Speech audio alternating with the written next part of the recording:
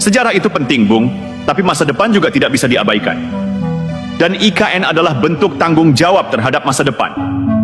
IKN itu bukan lari dari kenyataan, justru itulah cara negara menghadapi kenyataan bahwa konsentrasi pembangunan harus direvisi total. Sekarang kita lihat, Gibran bakal duduk di Istana Wakil Presiden Nusantara mulai 2026. Itu bukan basa-basi politik, itu strategi regenerasi. Anak muda ini disiapkan bukan hanya untuk posisi simbolik, tapi juga sebagai penggerak perubahan cara kerja pemerintahan. Lihat gaya komunikasinya. Lihat cara ia membaca peluang dan membangun jaringan internasional. Bukan dengan janji-janji bualan, tapi lewat aksi konkret yang terukur. Mereka yang mencibir Gibran hanya karena usianya, sedang membutakan diri dari satu fakta penting. Bangsa besar tidak lahir dari generasi yang ragu, tapi dari generasi yang melangkah. Usia bukan dosa. Yang dosa itu ketika umur sudah setengah abad lebih tapi masih sibuk nyinyir di Twitter, memelintir fakta dan menebar fitnah untuk menjatuhkan orang lain. Dan mari kita bicara serius soal fitnah. Fitnah terhadap Jokowi dan Iriana lewat isu kapal JKW Mahakam dan Dewi Iriana. Itu murni permainan jahat yang busuknya sudah kelewatan. Mereka tidak sedang kritik. Mereka sedang menyerang simbol negara. Menyusupkan keraguan kepada rakyat lewat nama kapal. Seolah-olah negara disalahgunakan untuk aktivitas pribadi, tapi kita tidak bodoh.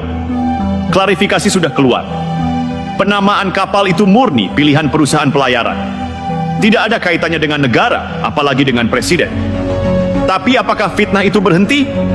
Tentu tidak. Mereka terus putar balikan fakta demi satu tujuan: menciptakan ilusi bahwa Jokowi dan keluarganya korup dan culas.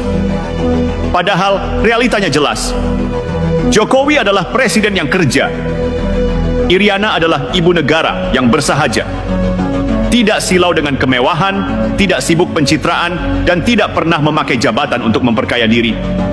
Tapi begitulah, semakin terang seseorang, semakin panjang bayangan kebenciannya.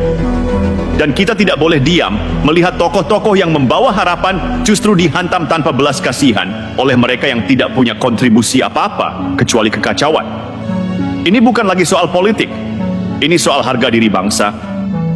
Jika kita diam, jika kita terus membiarkan kebohongan diputar tanpa perlawanan, maka kita sedang membuka jalan bagi kehancuran sistem demokrasi.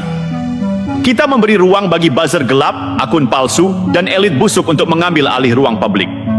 Jadi sekarang pilihannya cuma dua: ikut menjadi bagian dari pembangunan, mendukung regenerasi pemimpin muda seperti Gibran, dan menjaga kehormatan simbol negara seperti Jokowi dan Iriana, atau terus tenggelam dalam ombak hoaks dan nyinyiran, sambil berharap negeri ini membaik hanya dengan doa dan cuitan sinis.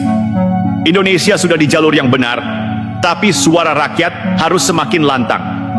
Bukan hanya mendukung diam-diam, tapi menyuarakan kebenaran dengan keberanian. Karena kalau bukan kita, siapa lagi yang akan melindungi martabat negeri ini dari para pengganggu? Oke, sekarang kita masuk ke jantung.